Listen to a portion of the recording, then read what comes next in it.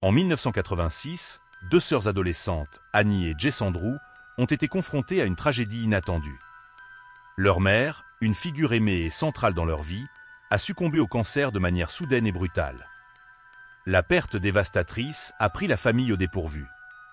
Après la mort de leur mère, les sœurs ont commencé à vivre exclusivement avec leur père, Brian Anders. Brian, qui travaillait déjà dur, a dû redoubler d'efforts pour s'assurer que le revenu familial suffisait à subvenir aux besoins de ses deux filles. La mort de leur mère a profondément affecté Annie et Jess. Elles avaient un lien très fort avec elle et sa présence leur manquait constamment. Avec leur père souvent absent à cause du travail, les sœurs passaient beaucoup de temps seules à la maison, plongées dans leurs pensées et leur nostalgie. Cette même année, Annie Andrew, 16 ans, a reçu un appel anonyme d'un jeune homme nommé Daniel Laplante. Il prétendait étudier dans le même établissement qu'elle et avait obtenu son numéro par l'intermédiaire d'un de ses amis. Laplante s'est décrit comme un beau garçon blond, athlétique et vivant dans le même quartier qu'Annie. Toujours très polis, ils ont discuté pendant plusieurs semaines jusqu'à ce qu'Annie soit convaincue qu'elle était prête à le rencontrer en personne. Lorsqu'elle a ouvert la porte le soir du rendez-vous, elle s'est retrouvée face à un jeune homme aux cheveux foncés, vêtu de vêtements sales et à l'apparence négligée, totalement à l'opposé de ce qu'elle avait entendu de lui. Malgré cela, Annie a accepté de l'accompagner à la foire locale, mais elle s'est enfuie pour rentrer chez elle après une heure de rendez-vous. En plus du fait que le garçon n'était pas du tout ce qu'il prétendait être, elle était déjà suffisamment mal à l'aise avec ses questions insistantes, qui voulait connaître les détails de la mort de sa mère, qui est morte d'un cancer, plutôt que de discuter. Ce soir-là, l'interrogatoire obscur de Laplante a ravivé la nostalgie d'Annie. Un soir, alors que Brian était au travail, les filles ont décidé d'utiliser la planche Ouija dans le but de communiquer avec leur mère. Bien qu'elles ne s'attendaient pas à ce que quelque chose se passe réellement, elles aspiraient à n'importe quel type de connexion avec leur mère, dont l'absence était profondément ressentie. Elles sont donc descendues au sous-sol, ont pris la planche Ouija et ont commencé une séance. Sans beaucoup de recherches préalables sur la manière de procéder, elles ont simplement commencé à demander si leur mère était présente et si elle pouvait donner un signe. Malgré toute leur attente, la séance de Ouija n'a rien donné. Brian, comme d'habitude, n'était pas à la maison. Avec le père toujours absent de la maison, Annie et Jess étaient seules. Après quelques heures passées à la séance avec le tableau Ouija, elles ont finalement décidé de mettre fin à l'activité. D'une certaine manière, l'expérience a été cathartique pour elles. C'était un moment pour réfléchir profondément à leur mère et ressentir, même pour un instant, qu'elle pourrait être présente avec elle. À bien des égards, la séance a été réussie, car elle a procuré un sentiment de proximité avec la mère, même si c'était un sentiment éphémère et peut-être illusoire.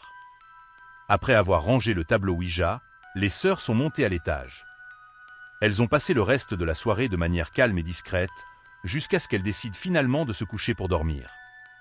Le père n'était toujours pas rentré à la maison, une situation à laquelle les filles étaient déjà habituées, car beaucoup de nuits étaient ainsi.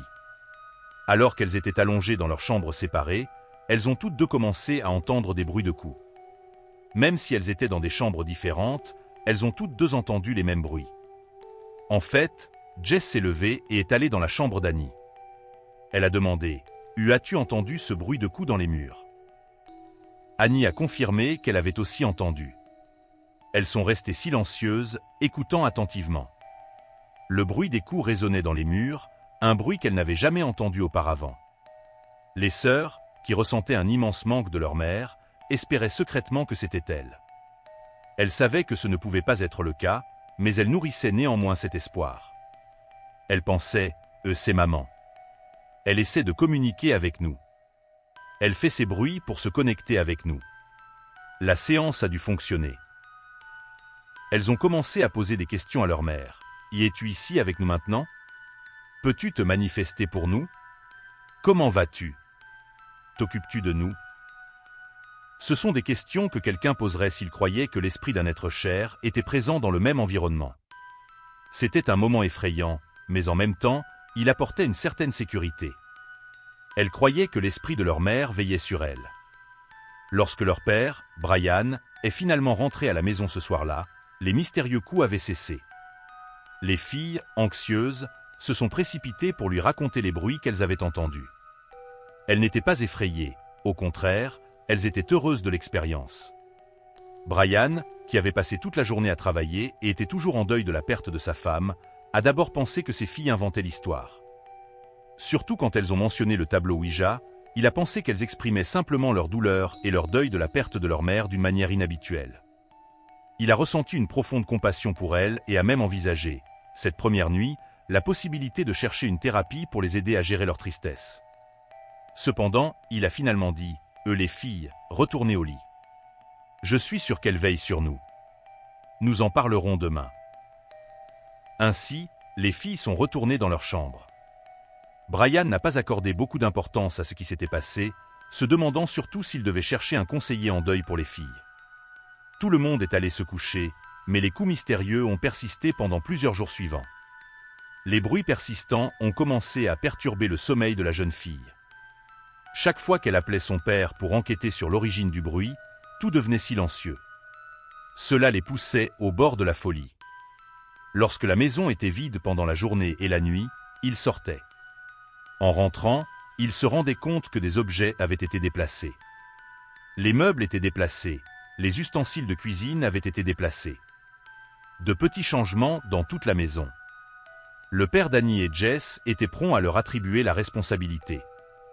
Il croyait que les filles regrettaient leur mère et voulaient croire qu'elle était toujours présente. Il insistait pour qu'elles arrêtent cette obsession des fantômes et arrêtent de déplacer les meubles. Il considérait cela comme un comportement malsain et menaçait de les emmener voir un conseiller en deuil. Cependant, les filles insistaient sur le fait qu'elles n'étaient pas responsables. Le fait que leur père ne les croyait pas les mettait dans une situation difficile. Elles se sentaient seules et effrayées. La présence dans la maison ne semblait pas être celle de leur mère. Il semblait que quelque chose jouait avec elles, quelque chose que leur mère ne ferait jamais. Elles ont commencé à croire qu'elles avaient libéré un esprit maléfique lors de la séance du tableau Ouija.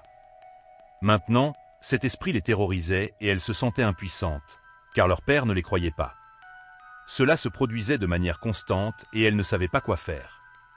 Une nuit de janvier 1987, les filles étaient réunies dans le salon de leur maison.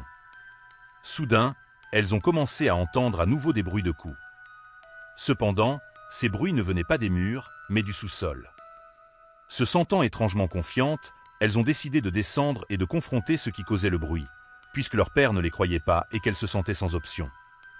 Elles sont descendues courageusement au sous-sol, mais, à leur grande surprise, le bruit des coups a cessé dès qu'elles sont arrivées. Elles n'ont rien trouvé d'anormal, et en se retournant pour monter, elles se sont senties un peu idiotes d'avoir essayé de confronter un fantôme. Cependant, en se préparant à partir, elles ont remarqué quelque chose qui les a terrifiées. Il y avait une inscription en rouge sur le mur qui disait « Venez me trouver, je suis dans votre placard ». C'était comme une confirmation pour elles que quelque chose les dérangeait vraiment et que ce n'était pas leur mère. Maintenant, l'entité ne faisait pas seulement du bruit, mais écrivait aussi sur les murs. Les filles, effrayées, ont couru hors de la maison, car cela semblait être une menace directe. Elles se sentaient déjà menacées par tout ce qui se passait, mais l'écriture sur le mur était un pas au-delà des limites. Cela semblait être une menace directe et intentionnelle contre elles, différente de tout ce qui s'était passé auparavant. Avec leur père absent pour le travail, les filles ont couru chez les voisins et ont demandé à rester là pendant un moment, expliquant que quelque chose d'étrange se passait dans leur maison. Les filles ont raconté qu'il y avait une écriture particulière sur les murs, mais elles n'ont pas pu déchiffrer beaucoup de détails. Le voisin a suggéré qu'elles attendent le retour de leur père avant de prendre toute mesure. Pendant ce temps, les filles sont restées chez le voisin. Quand Brian, leur père, est rentré à la maison et a garé sa voiture dans le garage, les filles l'ont appelé. Le voisin a emmené Brian à part et lui a expliqué ce qui s'était passé. Les filles, hystériques, ont raconté à leur père l'écriture sur le mur. La première réaction de Brian a été l'incrédulité.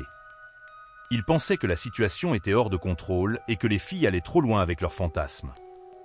Il est entré dans la maison avec elles. En voyant l'écriture dans le sous-sol, il a été choqué.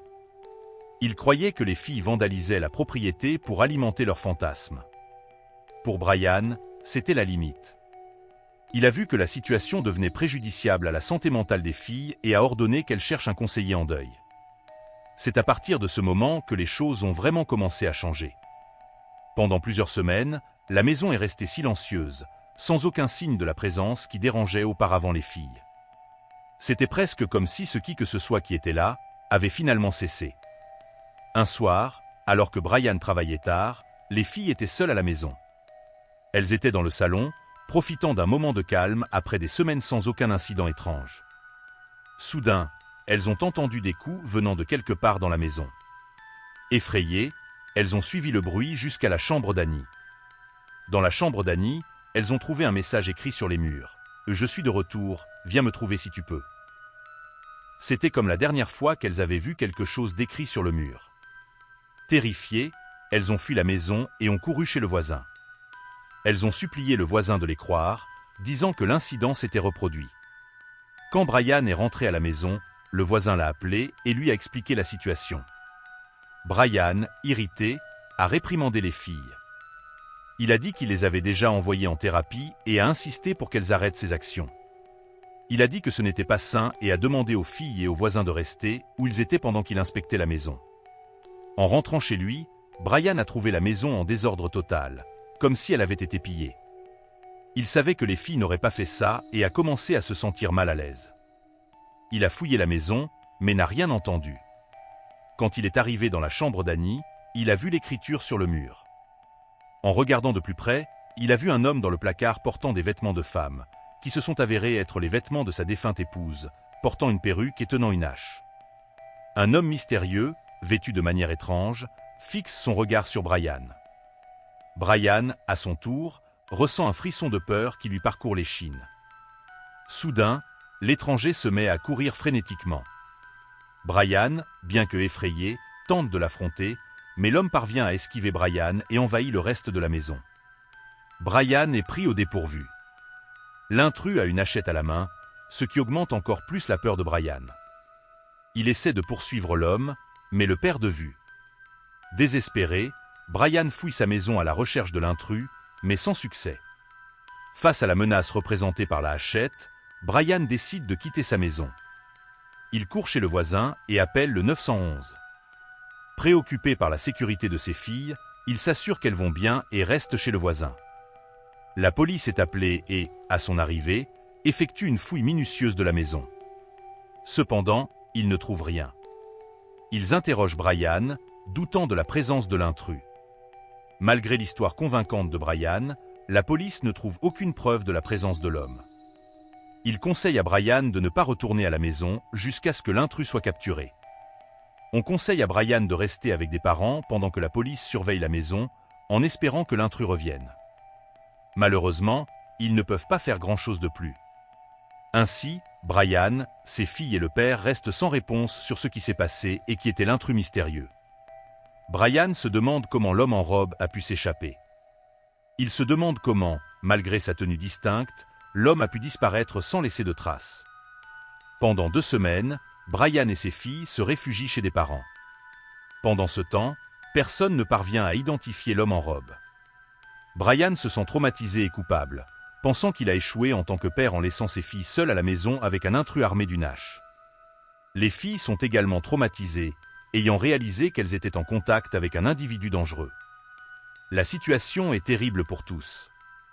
Après 2 semaines, la cohabitation avec les parents commence à devenir difficile en raison de l'espace limité. Ils décident qu'il est temps de rentrer chez eux, pensant que l'homme a dû fuir. Ils prévoient d'installer un système de sécurité et font confiance à la police pour continuer à surveiller la maison.